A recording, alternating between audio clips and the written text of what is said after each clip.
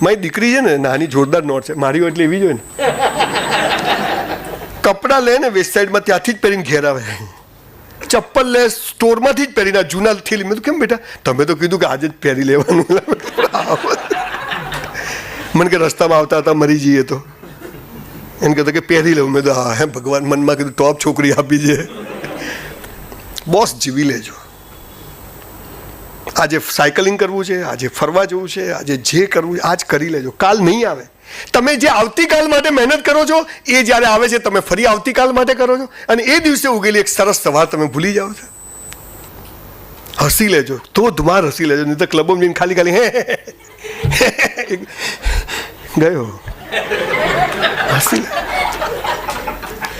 થિયેટરમાં જાઓ, સીટ પર ઊભા થઈને નાચવાનું, નાના પાટેકરનો ડાયલોગ આવો, મજા આવી ગઈ. લોકો શું છે ચોપ 200 રૂપિયા આપ્યા છે મારા પૈસા. ના એવું કરાતું છે આપણે સારા ઘરના લોકો. જીવી લો બોસ. દિવાળી જ ફટાકડા નહીં ફોડવાના, કાલ અમારી ઈચ્છા થાય ઘેર જઈને ફોડ નાખવાના. એમાં આજે દિવાળી. આખું જીવન તારીખો પાડવી, બીજો મને સુખી કરશે, કયો ભગવાનની માનતા માનું. અંબાજી હેરતા જાય 20 લાખ લોકો, જય માતાજી. બધું માતાજી મળે, કેવો મળે છે? તમે જક મારવા જાય? આ તો કે બધા જાય એટલે આપણે બીજી કેવી છે. બધા કરે કરશો નહીં, બધાથી જુદું જીવો. કોઈની ફિંગરપ્રિન્ટ સાહેબ એક જેવી નથી, એક ઝાડ ઉપર 2 પાંદડા એક જેવા નથી.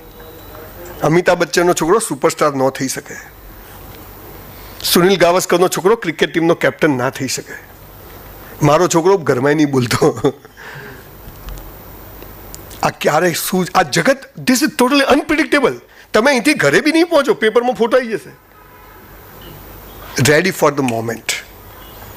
જીવવું છે, કોઈ ફરિયાદ નથી કરવી, જોઈન્ટ ફેમિલી રહેવું છે, ઈશ્વર પર શ્રદ્ધા રાખવી છે, મા બાપનું ખૂબ રિસ્પેક્ટ કરવું છે, અને જે મેં કીધું જે કરવું તે બેસ્ટ કરવું. બેસ્ટ એટલે સાહેબ 1560 લાઈવ પ્રોગ્રામ કર્યા અને 200 સેમિનાર કર્યા, પણ 1 મિનિટ કોઈ જગ્યાએ મોડો નથી પહોંચ્યો, ઓન ટાઈમ પહોંચ્યો છે, પરફેક્ટ. ગમે તે થઈ જાય 3:45 થાય એટલે સાહેબને કહું સાહેબ નથી કરવાનું ચાલુ, હું તો આવી ગયો તો નીચે. અને હવે તો એવું થાય છે છેલ્લા 1000 પ્રોગ્રામથી તો હું જોયું પહેલાં તો લોકો આવી ગયા કે આ ટાલીઓ આવી જશે, સાલો નવરો જ છે.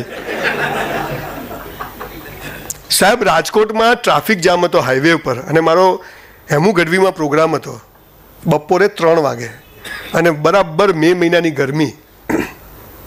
હું 12 કિલોમીટર ચાલીને ગયો હતો હેમુ ગઢવી હોલ, ગાડી છોડીને. टाइम એટલે टाइम.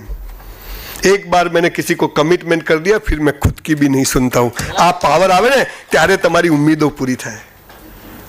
બેટા વિચારો ઊંચા રાખવાના, ઊંચા જ રહે, આપણે ના થઈ કોઈ દાડ ઊંચા. પોઝિટિવ રહેવાનું, પણ નેગેટિવ આવે તો ગંદા વિચારો નહીં કરવાના. સેક્સના વિચારો અલા એ આ ઉંમરમાં એ જ આવે, બીજું આવે જ નહીં કોઈ દાડો. અને ના આવે તો લોચાવાળો કેસ કહેવાય, સમજો થોડું. સમાજે આપણને એટલી ખોટી રીતે જીવતા શીખવાડી છે. 2 ભાગ જીવો, ખુલીને જીવો, મસ્ત જીવો. આ મનુષ્ય જન્મ એક વાર મળ્યો છે, પણ મરી જઈએ સાલા 50,000 લોકો ના આવે ને તો બસ જીવ્યું જ બેકાર છે, જીવ્યું જ બેકાર છે. પણ આપણે જીવતા નથી, અને એનું કારણ એ છે કે આપણું કન્ડિશનિંગ ખોટું થયું છે. સાચી વાતો શીખવાડી નથી. આમ કરો તો ફાયદો થાય. સુરતના VR મોલમાં ગયો તો એક છોકરી ઉભેલી, બાય 1 get 2 ફ્રી. મેં કીધું એટલે મને કે 1 ખરીદો 2 મફત. મેં તો 2000ની નોટ આપી, કીધું 2 પાછી આપ. કે એવું ના થાય, કેમ ના થાય?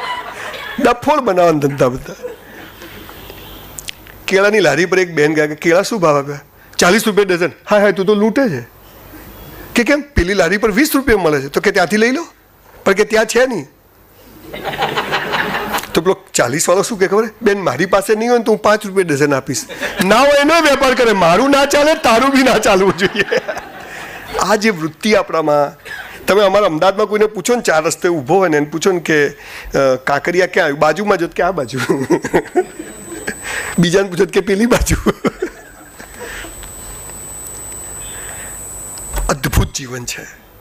450 બાયોગ્રાફી વાંચી, એક પણ માણસે જીવનમાં નક્કી કર્યું ને એ થયું નથી. અને આખી દુનિયા સાલી એમ કહે છે ધ્યેય ઊંચો રાખો, મંગળ પર ઘર બનાવવું છે, સુરતમાં ભાડે નહીં મળતું. કરું શું? નાનું નાનું સેવિંગ કરો, પણ નાનું નાનું કરતી કરતી મોટું મોટું રહી જાય એનું શું? બેટા કાલની ચિંતા કરો. એટલે ભાઈ કાલ ભાડામાં તેલ લેવા ગયો, આજની કર ભાઈ તું.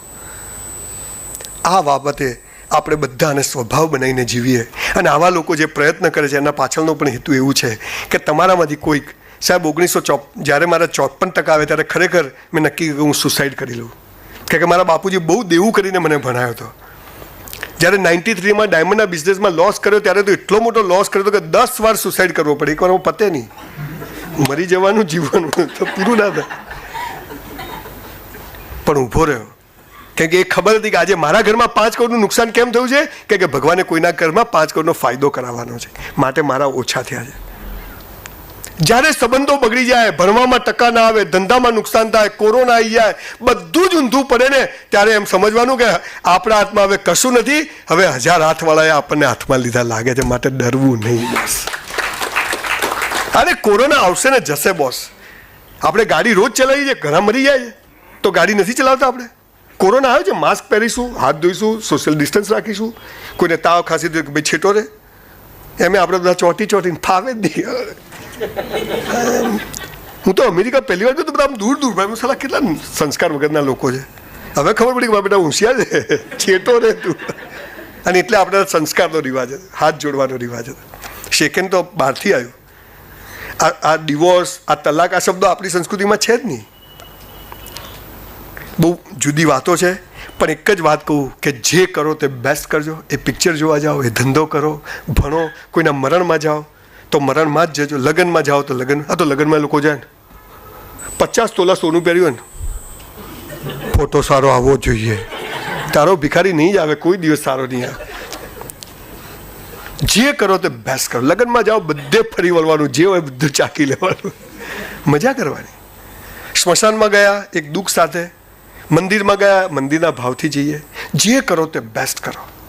ભણવા બેઠા ભણવાનું, ધંધે ગયા ધંધો કરવાનું. મારી દુકાન, મારો ગાર્મેન્ટ બુક સ્ટોરમાં બોર્ડ છે કે કોઈ પણ વસ્તુ બદલવી હોય તો સવારે જ આવવું. અને આપણે તો સવારે જઈએ તો અલા શું બોણી બગાડી, એટલે તો સારું હાલવું હતું ને.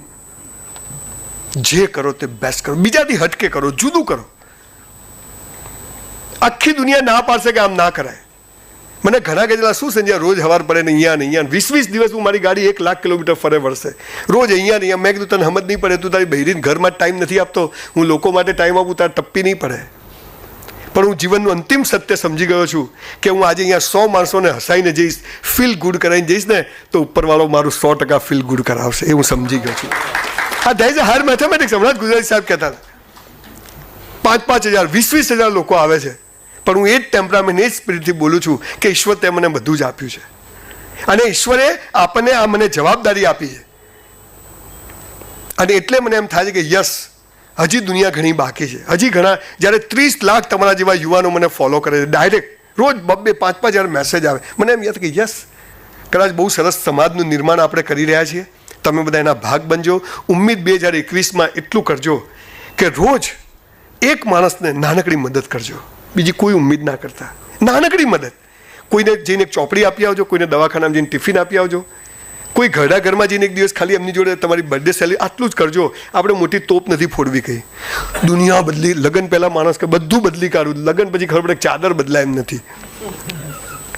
એમ તમે લોકો આ ચીજ ખાસ ધ્યાન રાખજો. અને 2 ચીજ, પૈસા માટે ખોટું કરશો નહીં. ખોટાની વ્યાખ્યા તમે જ નક્કી કરજો, હું બોલતો નથી. અને બીજું, જીવનસાથી માટે પણ ખોટું કરશો નહીં, કારણ કે ચોખ્ઠું નક્કી થઈને આવે છે. અને જે મળે એને નિભાવવું એ આપણા હાથમાં છે. ઉમ્મીદ 2021 તમારી ઈશ્વર જરૂર પૂરી કરશે. પણ ઇન બ્રેકેટ શિવાજી તલવાર કાઢે છે કૌંસમાં. ખબર છે, એક નાટકમાં એક ડાયલોગ આવતો, તમને જો બધાને ખબર હોય તો. આ બેઝિક ચીજો કરશો તો હું માનું છું કે ઉમ્મીદ 2021ની ઉમ્મીદ જીવનની પૂરી થઈ જશે. બાકી 5,000 પુસ્તકો અને 450 બાયોગ્રાફીનો જો સાર કહું તો તન અને મન તમારા મસ્ત હશે ને તો ધન જખ મારીને આવશે બોસ. તન અને મન 100 ડન મારું છું. આઈ એમ 55 100 ડિપ્સ મારું છું. સવારે 1.5 કલાક કસરત કરું છું અને 4,000 થી 5,000 પુસ્તકો વાંચ્યા. ત્યારે મને એમ ખબર પડી કોરોના, યસ, બરાબર ઘરમાં રહ્યો, બિલકુલ લોકડાઉન પાળ્યું અને બિલકુલ સેનિટાઈઝ કરીને આજે બી દિવસમાં 10 વાર હાથ ધોઉં છું. માસ્ક વગર ક્યાંય જતો નથી. હમણાં પોલીસવાળાએ પકડ્યો, માસ્ક નથી પહેરેલા. મેં કીધું ભાઈ તૂટી ગયું છે ભાઈ, 2000 આપો. આ બધું જ કરવું પડશે. પણ એક્સિડન્ટ થવાથી ગાડી ચલાવવાનું છોડી દેતા નથી. આમનો હેતુ આજે તો એ વાત પર આવું છું કે કોરોનાના કારણે આપણે ધંધો, રોજગાર, ભણવાનું છોડી શકીએ નહીં, પણ આપણે આપણી લાઈફસ્ટાઈલ બદલવી પડશે. આપણે આપણા માણસો, આપણી આજુબાજુના લોકોની બી કેર કરવી પડશે. મારે મારી મધરની બી કેર કરવી પડે. 85 વર્ષની છે. હું તો કોરોનામાં નેગેટિવનો નેગેટિવ, પણ હું એને પોઝિટિવ કરી દઉં. આપણા ઘરમાં ઉંમરલાયક માણસો રહેતા હોય, બાળકો રહેતા હોય. હવે આપણે બધા એ ચીજ શીખવું પડશે કે બધાને સાથે લઈને, કે આપણી ઓફિસમાં એક માણસને બી, આમાં એક માણસ બી કોરોના લઈને આવે એ બધાને લગાઈને જશે. પણ કોરોના કોઈ ડાયનોસોર નથી કે તમને બચકા ભરશે. હું જોઉં સારા લોકોને આમ જાણે શોક સભામાં જોઈએ રોજ સવારે, અને પછી ખબર પડે કે એ બી ગયો.